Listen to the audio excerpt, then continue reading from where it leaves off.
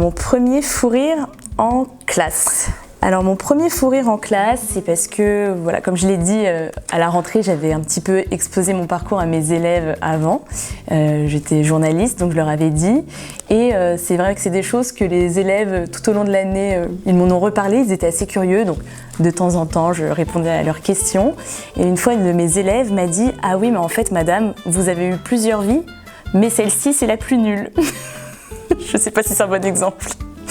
Parce que ça dévalorise le métier de prof. Mais bon, dans les yeux des élèves, être professeur, c'était pas forcément vu comme quelque chose de positif. Bon, moi, ça m'a fait beaucoup rire, mais c'était pas un super exemple. Donc, je leur ai dit, mais pourquoi vous pensez que c'est la plus nulle ? Et ils disaient parce que avant vous voyagez, vous viviez à l'étranger, et là maintenant vous êtes dans le 94 au Clément de Bicêtre avec nous. Et j'ai fait, vous pensez que c'est si horrible que ça d'être avec vous ? Et ils m'ont fait, oui, on est quand même difficile, dissipé, on parle mal. Je fais, alors c'est bien si vous en êtes conscient. Pourquoi vous faites ça ? Ils ont fait, non, mais c'est la génération, madame. J'ai fait, non, mais il n'y a pas que les voyages dans la vie, être avec vous au quotidien. C'est quand même un peu être au théâtre. Je leur ai dit, après je parlais des moments où je vivais au Liban et tout ça, je leur ai dit que voilà, maintenant j'étais à un moment de ma vie où pour moi je trouvais ça intéressant d'être avec eux au quotidien.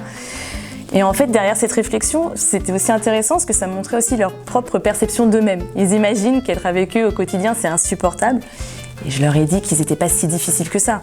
Qu'il m'en fallait beaucoup plus pour me démotiver et pour penser que c'était difficile.